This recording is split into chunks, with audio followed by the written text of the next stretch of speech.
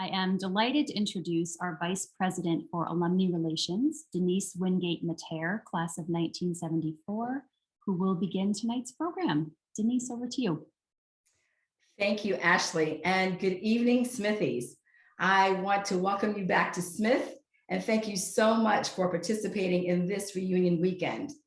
Thank you so much for joining this virtual reunion and for joining us tonight for what promises to be a lively and engaging faculty Q&A.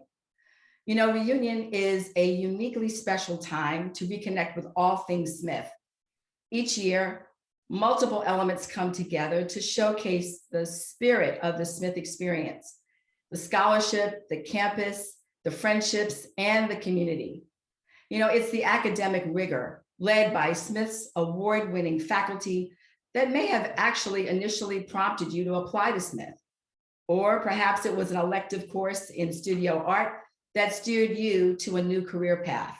But one thing is certain: the outstanding faculty challenge and inspire us across a wide range of fields and feed our appetite for rich intellectual discourse. Reunion is an opportunity to reignite this desire. I am delighted to share this space of lifelong learning with each of you and to engage in tonight's faculty Q&A. We are joined by three distinguished professors: Janetta Candelario, who's an alumna, class of 1990, professor of sociology, Latin American and Latino studies; Andy Rotman, professor of religion, Buddhist studies, South Asian studies; and Judith Cardell, professor of engineering. Since July of 2017, Ginetta has served as editor of the journal Meridians: Feminism, Race, Transnationalism. Her current research is on Dominican feminist thought and activism from 1880 to 1961, which she is developing into a book-length study tentatively titled Voices Echoing Beyond the Seas: Dominican Feminisms from Transatlantic to Transnational, 1882 to 1942. For more than 25 years, Andy has been engaged in textual and ethnographic work on life in South Asia and the religious, social, and political functions that they serve. Judy specializes in the analysis and design of electric power systems and energy markets, focusing on integrating small-scale distributed and renewable energy resources in the power system. Prior to Smith, Judy worked for the federal government and as a consultant to the power industry. These cadre of disciplines represented here today captures a glimpse of the breadth of Smith's liberal arts education. Today, you will hear how a nationally recognized interdisciplinary feminist journal by and about women of color can guide one's approach to interpreting ethical Buddhist narratives, to influence a holistic practice in managing a new and emerging global challenges like climate change.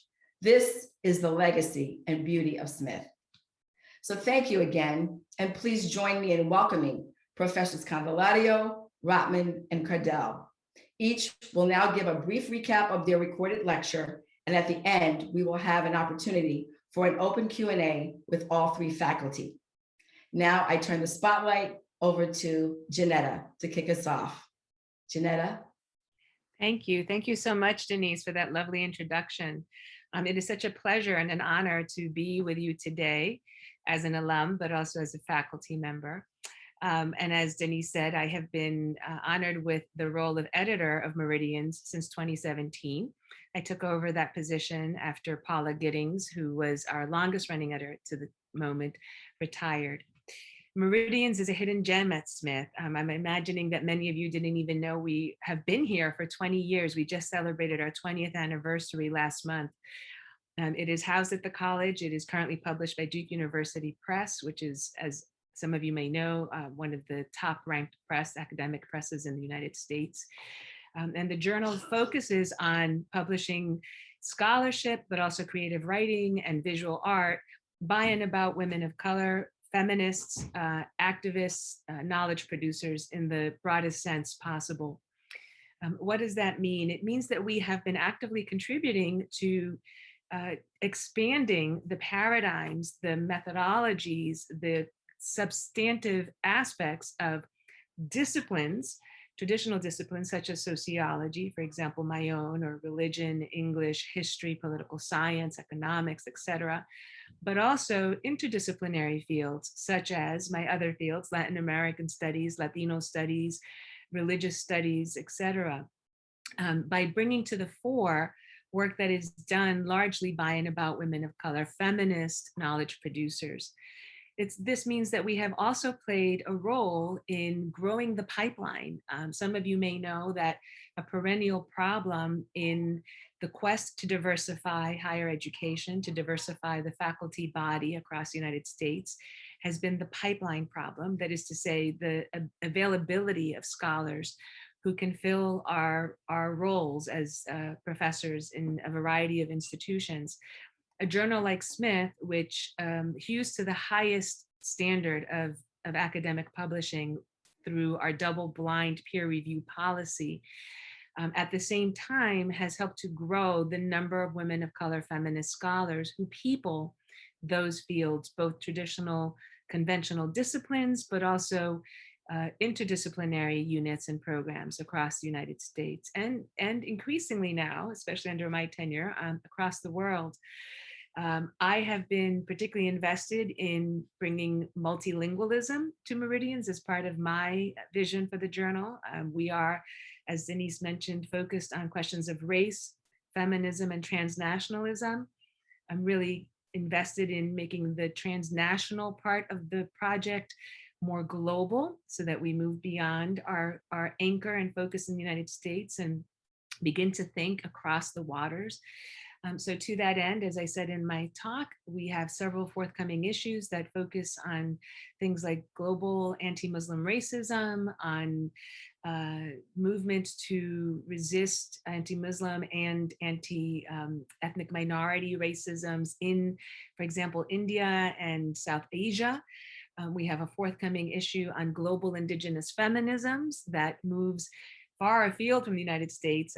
We do have some articles that are from Canada and Central and South America, but we're moving into Indonesia, the Philippines, Palestine, etc. And an issue on BIPOC Europe, Black Indigenous people of color in Europe. So really looking to globalize the work that Meridians does. And all of that is happening at Smith College. And it's happening with the help of our students who have been interns for decades now, but again, especially in the last 4 years since I've been in the position, I've made a real point of bringing students on board. And to date, we've had over 20 student interns, many of whom have graduated now and gone on into academic publishing, where they would not have otherwise imagined themselves working. And thanks to the work with Meridians, they now see themselves playing a role in transforming that industry as well and bringing intersectional feminist paradigms and methodologies and knowledges to bear on those projects. And then finally, I'll say that we have been really privileged to collaborate with our colleagues at Duke University, who serve on our editorial advisory board, and with whom we also have co-taught classes that focus on Meridian's intersectional content. So I'll leave it there. I'm very happy to answer questions later. I hope you did get a chance to see the talk. And I hope that you're proud of Meridians, because it is such a uniquely Smith project, one that we are really pleased to have now for 20 years, and that I hope will be around for many decades to come. All right, thank you. I'll pass it on, I think, to Judith is next. Is that right? Hi, Janetta. Actually, we're going to hear from Andy next. So yeah, thank you so much. And I'm pleased to introduce Professor Andy Rotman. Thank you so much. We'll wait for the spotlight on me. Wonderful. Thank you, everyone. It's really exciting to be here. I should say, just personally, I love Smith Reunion. It's one of my favorite times of the year. I love being able to connect with Smithies who've had the chance to fully digest a Smith education and go off and do amazing and wonderful things. So it's really a thrill to be here, and a big thank you to all of you. May you always come to reunions. It makes our life invariably richer. So today I'm going to talk briefly to sum up a project I just finished, a book on Buddhist hungry ghosts. here it is. It just came out actually 2 weeks ago. It's really nice when projects finally finish. Projects often take a long time to finish and gestate, and this is one of them. What's so interesting, I'll give you a kind of quick pitch about why Buddhist hungry ghosts are so interesting. There's an idea in the Buddhist world that we have various kinds of existences. There's a human existence, there are divine existences, and there are hell realms. But there's one particular existence of hungry ghosts, and people get there for one very special reason, for cultivating a kind of meanness. And the text described this in these early materials as a very interesting pathology that happens to people, where they start off being kind of miserly and stingy, clinging to their possessions. Then it leads to a kind of self-righteousness. And from that moment of self-righteousness, they act out in spiteful ways, particularly thinking of others as freeloaders. And it's this kind of pathology of how do you get from clinging to your possessions to viewing the world as a kind of us and them, with one class of people that you view as freeloaders who deserve to be punished in a vindictive and spiteful way. And it was fascinating for me to kind of begin this work to think about this kind of pathology and it arising in early Buddhist materials and the materials that I've been translating. These are the kind of 1st, 2nd, 3rd century CE, but also to think about it, is there something that we see now today, a similar kind of pathology, and to put early Buddhist materials in conversation with modern materials as a way to kind of think about the liberal arts project, not just across discipline, but also across region, across time, to be able to put materials in productive conversations with each other is simply a way to understand the world better, to provide questions. And part of the inspiration for this has been teaching these materials from the questions that Smith students ask and the way that they relate the materials that I'm teaching, particularly these with hungry ghosts, with the world around them. And it's been kind of thrilling to embark on this project. One thing about the project too, I find that's kind of really interesting, is that there isn't just simply one notion of hungry ghosts, that it evolves over time, and that we have different notions of them in different time periods, in different areas. And it's different anxieties that people have about two things, one about ancestors and what happened to them, but also about like trying to better understand the kind of the dangerous kind of psychological traits that we can develop and how to avoid them. So the answers we get in early South Asia are very different from East Asia, and the answers that we get in the past are very different from the present. And how this leads now, particularly in East Asia, to large-scale feedings, particularly looking at what are thought to be the hungry ghosts that exist in our world now, which are simply the poor and the hungry, who are often unrecognized, and the various ways that our world now trains us simply to not see these people. So one of the big concerns in early kind of Buddhist material is, how do you actually get to see folks that we've been trained not to see? All those who are on the margins of society that we somehow stop seeing. How can we actually see them and actually help them? So I look forward to your questions. I'm really excited about this material. I could talk for way too long, but I recognize the time is short. Thank you all. And now I'll kind of pass it on to our next, to whatever is happening next. And Ashley will tell me. Thanks, Andy. Yes, and next we will hear from Professor Judith Cardell, Professor of Engineering. So Judy, I'm going to turn it over to you. All right, and I got it unmuted. I know we're all looking forward to the time that we are no longer meeting over Zoom. And I've got to say that teaching over Zoom is a very strange experience, but getting used to it. So hopefully we can welcome everyone back to campus next year and have reunion in person.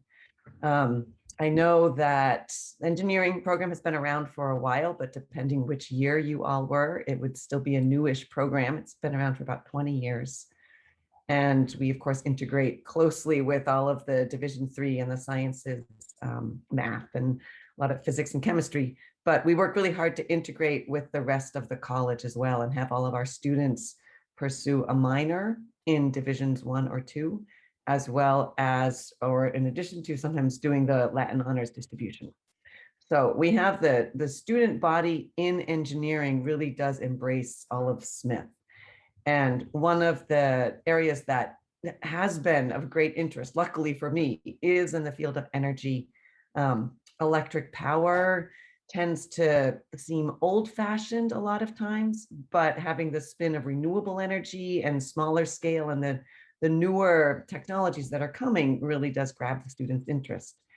And the challenge and the fun part for me in working with this field is that the area of electric power is built on just decades and decades of engineering work. And the entire industry, sort of the installed capacity of transmission lines and generating facilities, a number of years ago was at about $800 billion. So there is no way to just change the industry. It has to be done very gradually. And so that's what we're working on now as a community, as the whole society and across the globe. So one of the ties into this field to make it seem more current, because if you drive around, one of the things, the woes of being in my field is that it's very ugly, right? Power towers are ugly and generating plants are ugly, but the field itself is so much fun and so exciting. And then we got the renewable energy and moving back to small scale generation instead of the from the 1920s, 1930s, and up through the 1970s was just like bigger and bigger and spread out, have huge nuclear plants, huge coal plants. And of course, there wasn't the awareness of climate change and environmental issues at that time. When the power system first started, it would be small municipal, sort of just a city generating and transmission distribution system. And then another small city, so Northampton might have a generating and a power system, and Worcester and Springfield and et cetera, depending where the states that you are. And then gradually people realized that if you interconnected, you would get increased reliability. If a plant failed in Northampton and we're isolated, Northampton has a blackout. But if you're connected to Springfield, then you can temporarily import power from Springfield. And it just grew and grew and grew. And we got these huge generating facilities, huge transmission lines and right-of-way issues. And it just sort of snowballed into lots of environmental issues. So part of what's happening now is both that we're moving forward into embracing these new technologies, hopefully being able to get storage into the power system to store wind power, but it's very expensive. So moving into new areas, and also in some ways looking to the past, saying, hey, we used to have these smaller generating and transmission facilities. So maybe we can do that again, and that will inherently decrease our environmental impact. But also part of what's going on with this evolution is this explosion in communication technologies, everyone having a cell phone, the ability to measure the data and measure how we're using electricity. And in order to fully integrate wind, which we all know comes and goes, and solar energy, which comes and goes, and a lot of the other renewable technologies, in order to fully get that into our power system and use those resources for our needs, we as the consumers need to be more responsive. So that's what I bring into the classes, what I was talking about in the talk. If you haven't listened to it yet, you could go afterwards and see what is this about, us as consumers being involved. Most people, when you get an electric bill, it's just this flat, whatever cents per kilowatt hour that you consumed. In reality, in the middle of the night, electricity is really cheap. And at the peak time in the weekday, it's really expensive. So we as consumers need to start seeing that price and saying, oh, I don't need to run my air conditioner a lot, do all this extra wash and clothes washing and dishwasher or my appliances at home right now when it's really expensive. I can do them later. The feedback I often get in talks is people saying, I don't want to program my house. I don't want to be watching the price, right? It can all be automated. So there's lots of technologies now that can help the consumer, help us be an integral part of the power grid, so that we are the ones who are then balancing wind, balancing solar energy, but in a way that does not substantially impact our quality of life or our use of the electricity services.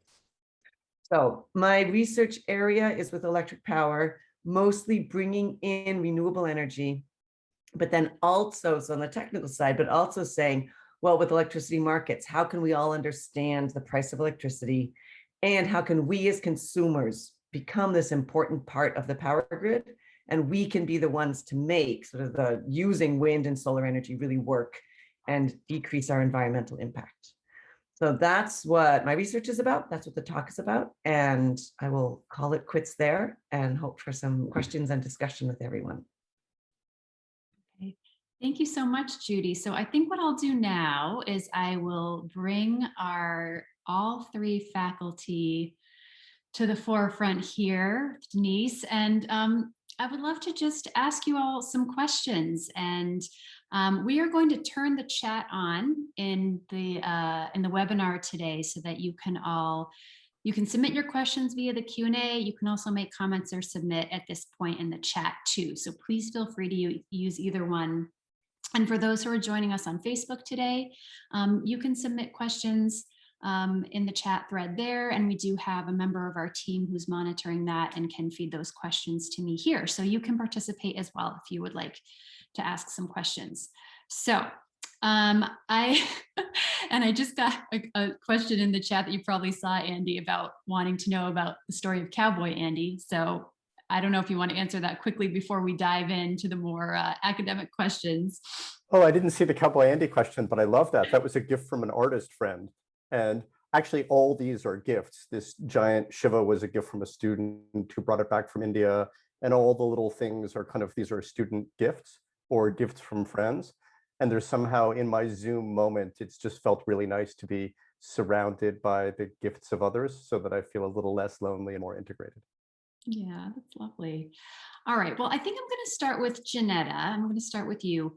We had a question. This was something that you discussed in your lecture about Meridian's partnership with K-Wise Whitehead and how Meridian's is maybe helping provide pedagogical resources for K through 12 groups. And I think especially lately in the news, this has been something I've been thinking a lot about, a lot of talk about the 1921, the Tulsa massacre and the anniversary of that and the holes and what's missing in our K through 12 education. So I thought maybe you could talk a little bit about that.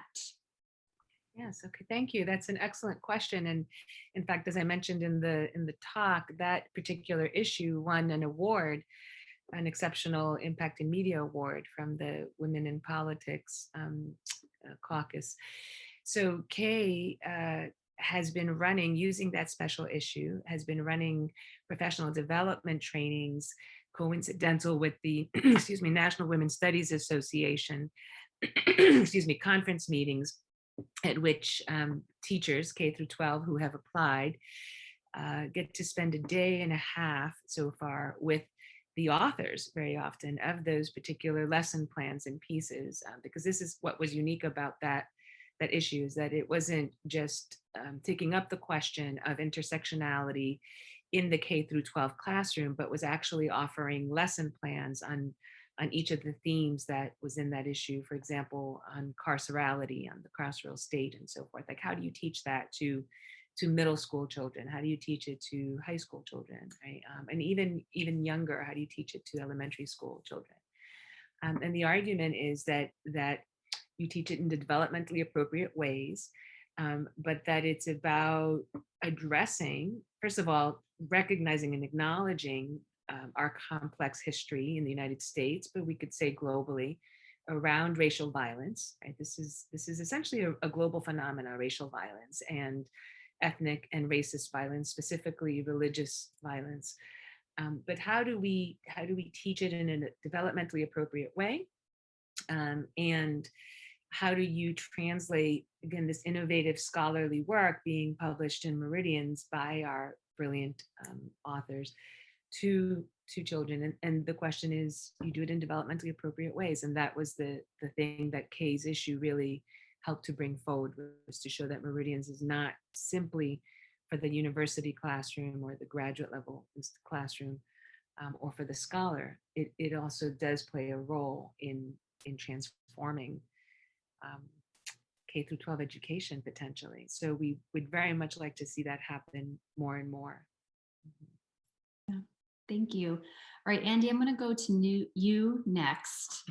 And forgive me if I pronounce this wrong. You can correct me. But someone had a question about the connection between Matsarya. Is that how you say it? Well done.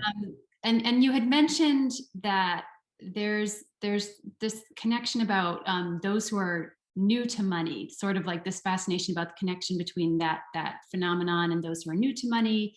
And is like earning versus inheriting seen as more noble than the other in some of these stories, or what's your take on that? I mean, it's a really interesting question for the material, because it's clear that this idea of this kind of meanness that can overcome you is actually connected in the early Buddhist world to the development of new cities. This is the kind of the wealth that's coming from new cities and kind of what people do with it. It's less a question of kind of new money or old money than the way that various kinds of possessions can simply come to rule us, where we think we're in control of them, but it ends up that they're kind of in control of us, and not just in control of us, kind of like distorting our thinking. And the danger, so say the Buddhists, of this kind of clinging is really the self-righteousness that it cultivates in us, where we're so sure that we're right, and then we'll act out in a spiteful way. And I'd say probably the easiest way maybe to think about it is to think about it as not new money or old money, but when possessions can transform our view of the world so that we think of the world as a kind of zero-sum game, and that someone else's gain is my loss. And what the Buddhists are saying is that's really dangerous. What you really want is collaborations.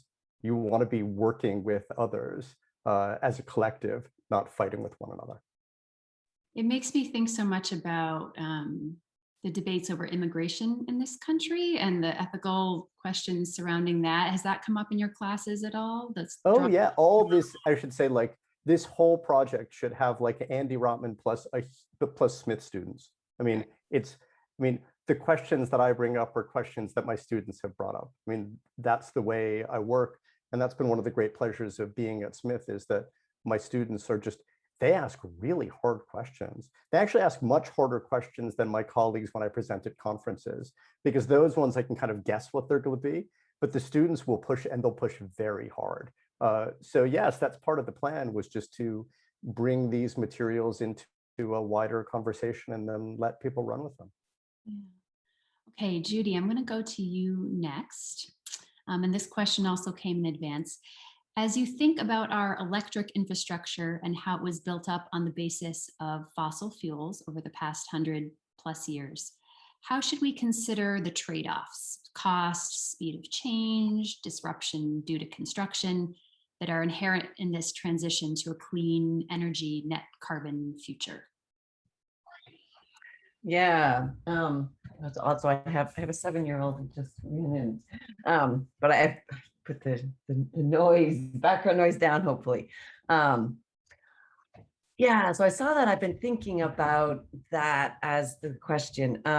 Some of it just sort of sidestep in a way, and it also would be part of an answer that I see in the Q&A, in that much of the decision-making for the electric power system is from the regulatory side, as opposed to the engineering or the science side. And I should say my educational background is sort of technology and policy, and I worked for the federal government at the regulatory agency. So I'm definitely involved in that. So the regulators don't allow rapid change and don't allow things like to be tested on the actual power grid. So there is no disruption per se. If I'm understanding that question correctly, one of the things that we joke about with electric power and research is that everything is just computer modeling and simulation, because we're not allowed to try things on the actual power system. So it really comes down to cost. It's the trade-off with cost. Storage technologies are sort of the holy grail for the power system, and they're just really, really expensive. So if we had cheap storage, we would just have wind power. We'd be storing that energy all the time. Solar power, just storing it up during the day and then use it at night. But we can't, because it's too expensive. And the regulatory agencies, the state regulatory agencies, have authority for that, won't approve purchasing storage and having the cost of electricity go up high. So some of the other questions I see in there with the Q&A is, what can we do? Is it really has to come down to sort of community willingness, community education, to not have a fear of the change and, oh my gosh, what if our power goes out? Because it won't. There are technologies that you can retrofit onto our equipment, but no one is required to use them. And the regulators aren't approving, like, having demand response programs where customers are responsive because they're afraid they'll get voted out of office. So it's the trade-off between the cost of electricity going up and people, writing letters, talking to regulators, talking to elected officials and saying, we really want this change. We're willing to have a little bit of risk. It's not going to be a blackout, but maybe if we agree to this program and our air conditioning unit will be set back 2 degrees, maybe we'll be uncomfortable for a week and we'll think, that wasn't the best, but it won't be horrible. It will just be, I was a little warm for a week. So it really comes down to, like, what can we do as people is really getting through with the voting side of things, getting to the regulators who are often appointed by voted elected officials, and just as a community saying we are willing to make this change. And to tag on to that, as people talk about electric vehicles and plugging them into the electric power grid, it's just making everything that much worse in terms of emissions from the power grid.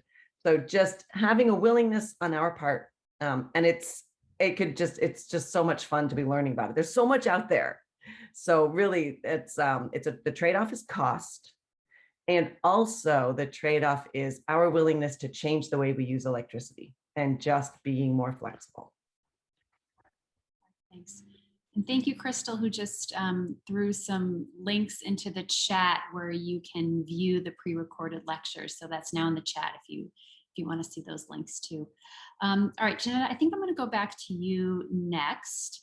And in your lecture, you talked about, one of the main, and you talked about it a little bit today too, about one of the main goals of Meridians is recognizing and elevating scholarship from women of color, and that this knowledge production should count when it comes towards promotion and tenure.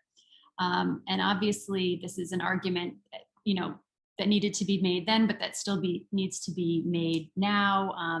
Do you have any thoughts specifically on the dispute with Nicole Hannah-Jones? Would you be willing to maybe talk about that a little bit? Yeah, that is a complicated case for several reasons, as I'm sure you're aware. There have been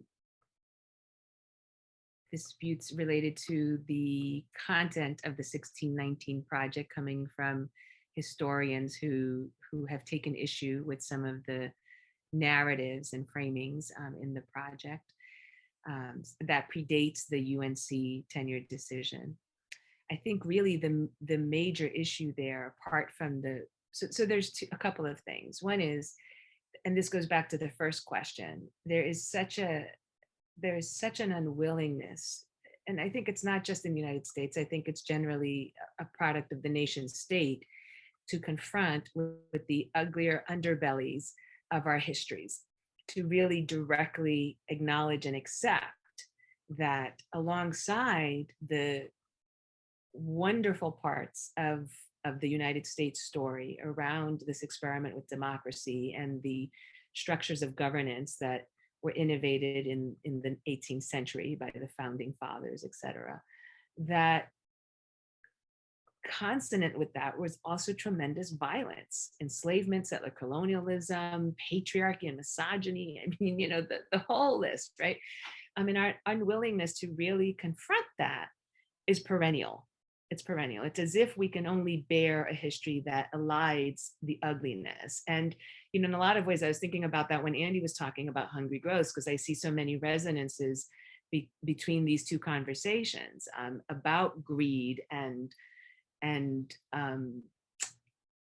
destruction, right? And that the fact is there, and we don't want to deal with it. And this is really a larger problem because there's a move, as you probably know, to literally outlaw critical race theory, which is a central part of the work that we do at Meridians. It's a central part. In fact, intersectionality, the term intersectionality was developed by a critical race theory scholar, Kimberly Crenshaw. That work, this is all of a piece, right? The 1619 Project, Meridians, et cetera, this kind of willingness to look at the ugliness in order to address the ugliness, right? Whether that's willing to commemorate and offer reparations to not only the survivors and their ancestors of the Tulsa massacre, because that's what it was, but of the several massacres that happened in the 1919, 1920, 1921 season, interwar period, as just one of hundreds, right? This is perennial. This is what the Lynching Museum, Brian Stevens Project is trying to do. I mean, there's so many efforts, and the ongoing unwillingness to just deal with the history of it, right? And to insist that no, that is unpatriotic, that it must be denied, that it's got to be swept under the rug, is what's at play here. In addition to the question of academic freedom, which is really, again, a huge question, because that is at the core of this project, the ability to ask these questions and to offer these alternative histories is rooted in a core concept of academic freedom, which is unique to the United States, by the way, and is a product of World War II, right? And that is what is also right now under tremendous duress and at risk, and has been for decades, but this moment especially, right? When state legislatures start trying to intervene in tenure cases and in critical race theory and fields of knowledge, we should be very afraid, because we're talking about journalism, which is core to the democratic project. And we're talking about scholarship and knowledge production, which is rooted in a principle of academic freedom.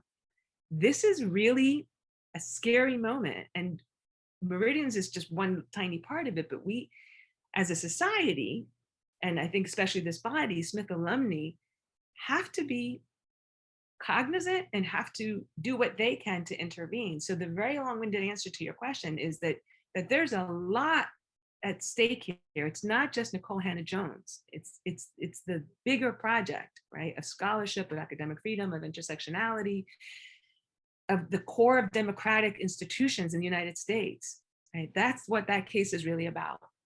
And that's what we need to be aware of and afraid of, and doing what we can to intervene in, actually.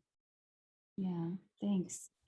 And Andy, I also, as you were talking, was thinking about the parallels and the intersections of your work and Janetta's work. Someone had asked, how has your study of hungry ghosts, and how has it affected your own life and your own ethics and the way that you're approaching charity and decisions you make? Just curious to know how that has affected you personally. Well, I'll say, the really interesting thing for me about Buddhist hungry ghosts is when we first think about it from the outside, it seems like that what the Buddhists are concerned about is kind of where you're reborn, right? And then there's a lot of people like, oh, is there really rebirth? But what we find in the materials, what they're really concerned about is our mental states. And what the Buddhists say in some ways is, yeah, you might have one body or another, but the really important is where your head's at. And we might think of, we have moments where our thoughts are in the gutter, as we say. For the Buddhists, that would mean your thoughts are really like in a hell realm, or you can have your thoughts really in a divine realm. And what the texts are really concerned are for humans who are really cultivating hungry ghost thoughts, right? And we can have a hungry ghost mindset even though we have our bodies that look like our bodies. And the Buddhists are saying that's the really dangerous thing. And I think for me is that moment where I'm sure I'm right. That's really what that's the self-righteous part. What the Buddhists are saying is when you're really sure you're right, that's a very dangerous place to be in. And you're much better off kind of being in a place of really listening to others, number one. And number two, the power of giving. One of the things that kind of helps us cling less is to be more charitable. And these things that we think we can't possibly live without, that made me think again with Judy, where you're battling over 2 degrees of temperature to get someone to turn down their air conditioning. This thought of, well, if I can do something so that someone else can benefit, that we're part of a larger system. So I guess for me is try to think of when are my thoughts in the hungry ghost realm? When am I so sure of myself that I'm probably deluded? And what can I do to be a little more generous and a little less clingy? All right, thanks. Judy, I'm going to ask you one that just came in. How do you balance cleaner energy, which can cost more, or at least the way it may be distributed can cost more, versus making it affordable to the poor who may already struggle to pay for electric bills, or who may not be able to buy the more expensive gadgets that are better for the environment? So for example, while organic food might be better for the planet and better for our bodies, many folks who are lower income cannot afford to buy organic vegetables. So what are similar challenges when we're talking about energy and clean energy, and how can we make that more accessible? Right. Let's see. You can think of electricity generation as sort of many rivers, right? Like just going into a pond. So, and then you have some water coming out. So it's never the case that, like, even if I sign up to supposedly buy clean energy, that I'm actually getting clean energy. We're all getting exactly the same energy. That's the same mix of, some wind, some solar, and nuclear and coal, and etc. So right now the price tends to just be amortized, just spread over everyone. It does go up a little with increased renewable energy, but that also has been coming down. The increases, the amount of the increase is decreasing. There is also a significant amount of work, and I would say more in other countries than in the United States. Canada has done a really good job. The European Union has done a great job of coming up with programs that have the idea of sort of a lifeline program, so you can't turn off electricity, defining a baseline of like basic energy services that everyone needs. So a certain amount of energy everyone needs. And the problem with that is then into that bucket, what is in that bucket? Is it a refrigerator and lights? And more, it's being recognized that you also need to be able to power up computers and communication technologies, because that's becoming a fundamental part of sort of society in many areas. So there are many programs that have been developed, like I said, mostly in other countries. But Canada, it's not like it's a completely different area. So it could just be, applied in the same culturally here to support basic needs. And like I said, the controversy comes over defining what that is. But the UN development goals are trying to raise the bar and saying, really, it's basic entertainment. Everyone should be able to have that. This is something I talk about in the power systems class that I do teach. And we talk about like, what is the most basic need, and then going up, and can we justify everyone needing communication and energy services for entertainment? So that's a moving target. But though the price of wind, so back to the question, the price of wind power might be more expensive than the price of natural gas. As we move in gradually, the increase for the electricity price overall isn't that much more. And I agree, we need to make sure that the price of electricity doesn't go through the roof. But I do think that as we are moving towards cleaner electricity, the regulatory structure is also there saying, okay, we do need to assure and ensure certain services. Part of that also does come in through personal choice and decisions as we start moving back to sort of microgrids or generating facilities within cities, which are cleaner. You can also sign up for sort of lower reliability or higher reliability. So if you are willing to say, I will be willing to turn off whatever thing I design, I won't watch a movie tonight, then you would get a much lower rate. And if you are saying, nope, I am doing this manufacturing facility, example being sort of manufacturing computer chips, and you have to have perfectly clean electric power, you're going to pay a higher rate. So there is some of that. And of course, it needs to not be done in a way that people are priced out of electricity. So there's lots of policy incentives with that, but I think there will be part of moving towards cleaner energy. There will necessarily be people's willingness to use less electricity at different times. And that does run the risk of then having some people who would want more not being able to afford it. And I don't have a good solution for that. Okay, thanks. Janetta, what surprises you about gaps in Smith students' understanding of issues and meridians? Well, I have to say actually that what surprises me is how much they understand already coming in. And when I have been asked what it's like to teach at Smith, I say I don't know, because I think that I always draw a particular segment of the Smith student body that comes already wanting to engage with the classes I teach, which are related to the intersectionality that the journal publishes. So I teach race and ethnicity, Blackness in the Americas, feminism and women's movements, Latino communities, etc.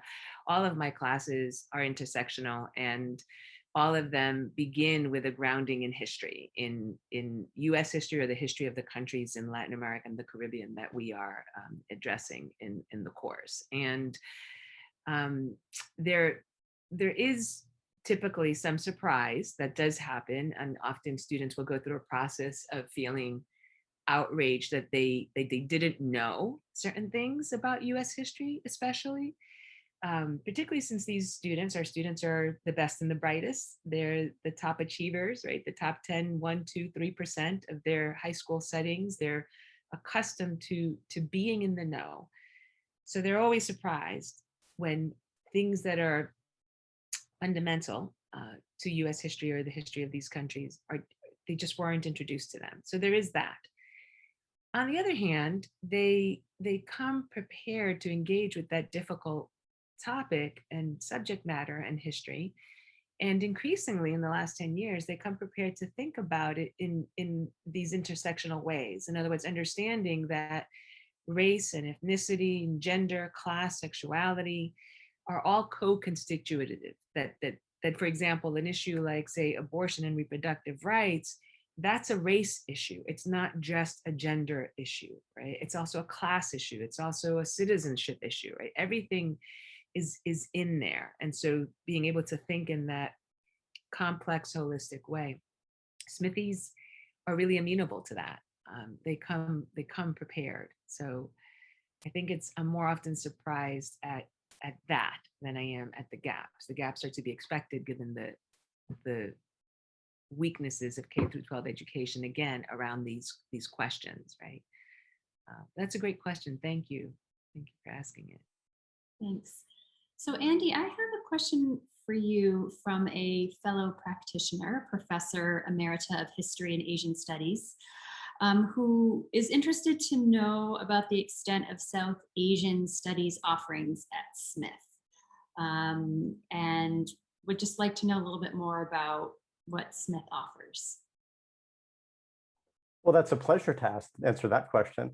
South Asian Studies as a program is developed in the last decade or so, and it's wonderful because we have so many faculty now here at Smith and the 5 colleges who kind of engage in kind of the world of South Asia and the diaspora in one way or another, and from different disciplines. So between, including the 5 colleges, we have people in history, we have people in sociology, we have people in anthropology, we have people in religious studies, we have folks in philosophy, and then it allows students to kind of think about South Asia in a kind of holistic way. But I should say what South Asian Studies often works really well for are people who are also involved in other projects. Say they're an economist, but they want to be doing work also thinking about South Asia. Or there are folks who do work on power grids, which I had someone who was doing that. And suddenly they're like, oh, it might be helpful if we're thinking about power grids in South Asia to learn something more about South Asia, recognizing, following on Janetta's line, that it's another form of kind of cultural imperialism, just to think, well, whatever works here must work there. We'll just export our ways of thinking to some other place. And the best of our students really look around the world to various ways of understanding and think, well, maybe we can import some ideas as well, or simply put these ideas in conversation with kind of one another. So kind of what I like so much about South Asian studies, and this is really a kind of a pitch to Smith, is that South Asian studies exists at Smith. No one is actually appointed in South Asian studies. Everyone participates in it voluntarily. So there's something about where people who are there, they all want to be there. And it's really nice for the students too, because no one's teaching something because they're obliged to do it. They're teaching something because they want to do it. And I think it's a wonderful model when it can work. And at Smith, it works really well. Okay, thank you. So Judy, let's see. An alumna asked, what is the best thing that we as 80/81-year-olds can do at this time to get closer to 100% clean energy? Yeah, it depends where you live. I do a lot of my research with folks at Cornell University. So in Ithaca, they have all this access, and the utilities have pilot programs for demand response, and so people can get involved. And here, unfortunately, in Northampton, we don't have, I mean, I've not been approached by the utilities saying, hey, here's a pilot program. Do you want to sort of be part of a smart home project and we'll monitor your electricity? So it is very dependent on where you live. So depending what's going on, if you were to be approached, would you like to be part of a project? Then, you know, the best obviously say yes. But otherwise, I think the best thing is to just find out who the representatives are and work your way to the regulators and express interest in supporting cleaner energy, recognizing, you know, saying, and we recognize this might mean we have to be a little responsive. So that's across the board, that's the way that we're going to get the clean energy in, is if we as voters let the elected officials know that they should let the regulators know that this is what we want. Okay, well, we have about 5 minutes left, and I know there's a few questions that are left, but I thought maybe we could end by asking you all, it's obviously been an unusual year to be teaching and working. If maybe you could each just talk a little bit about, you know, what have some of the challenges been, but maybe what have been some of the unexpected good things that have come about teaching remotely or communicating or writing remote, anything in this pandemic year. I'll jump in, Ashley. Thank you. I taught a class for a new class actually for the first time called Caribbean Feminisms in the fall. And the class syllabus included, I think, 20 or so, 22 texts by different scholars in history, sociology, anthropology, political science, etc., whom I personally know. I know about 15 of those women scholars professionally by virtue of the work that I've been doing, not only as editor, but in my own research. And in reflecting on how I could possibly make this virtual experience better for all of us, my students and myself, it occurred to me, well, I should just invite these colleagues to Zoom in and talk about the article, the scholarship, and very often their own path to becoming a scholar of feminism in fill in the blank, Dominican Republic, Cuba, Puerto Rico, etc. So I was able to do that. And in fact, it was, I think, featured in the Alumni Quarterly or something. I Zoomed in about 12 of my colleagues, all of them women of color, most of them Black women from a variety of ethnic backgrounds, whom my students had the privilege of meeting and engaging with and being able to ask them one-to-one conversations, including folks who were in Brazil, I was able to Zoom someone in from Cuba. That was, talk about a technological challenge, that was challenging. But it would not have occurred to me to do that under normal circumstances. What I might have thought to do was perhaps to organize a panel of 4 scholars as a public lecture and go through the lecture committee and do an event like that, all of which is very time consuming and costly and you know, would have been far less intimate a conversation, right? So Zoom and this platform made me think about doing that, and then I was able to do that, and it was wonderful. It was a wonderful experience for myself, to get to engage with my colleagues who I don't see other than in conferences, and for the students to meet the folks whose work they read, right? So I think that was really a pleasant surprise, and it's something I'm going to keep as we return, thankfully, to in-person teaching. The knowledge that I can zoom in folks and not require that they consume energy, and flying and large carbon footprints. So that was lovely, and I think that was worth keeping. I'll stay with the lovely. I won't discuss the challenges, but I think almost all of us know what they were. Okay, that sounds good. Andy, do you want to go next? Yeah, I'm happy to focus on the lovely. Okay, let's focus on the lovely. I have to say, one of the things that was really nice was developing really close relationships with students. And there's a way of, when office hours are not in my office or on Smith ground, but where we're both talking from our homes, there was a way that a certain formality disappeared, and it happened to more kind of honest, caring, and forthright conversations, especially with the pandemic raging. And it allowed for, I think, a different kind of honesty and connection with many of my students, where they shared more and I shared more, and we both benefited from it. And they could be more honest and asking for kind of what they want and what they need and what they hope for. And that allowed me to change my classes and make them serve my students better, in part because they could be so honest. But also in their honesty, it allowed me to really try to be there for them, and for me to kind of work not just as a kind of academic, but as a caring human being who's doing his best to try to help other people suffer a little bit less. And I feel like at that level, wow, I could have done better in the past, and I will try to do better in the future. That's really nice. Thank you, Andy. Judy, do you want to add anything?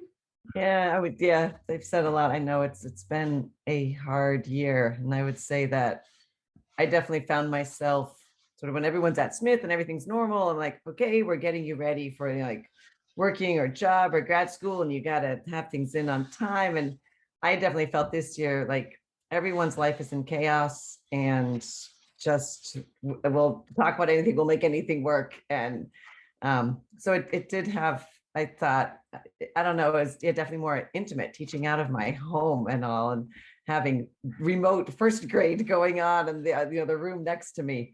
And just, yeah, it's a strange experience. I know that I used to travel a lot for work and conferences, so I used to have to cancel class. So I'll be bringing forward that I can now teach class from anywhere I need to. And I was teaching a lab class, and so I had to develop all new lab material. And a lot of it I think was better than what I had before.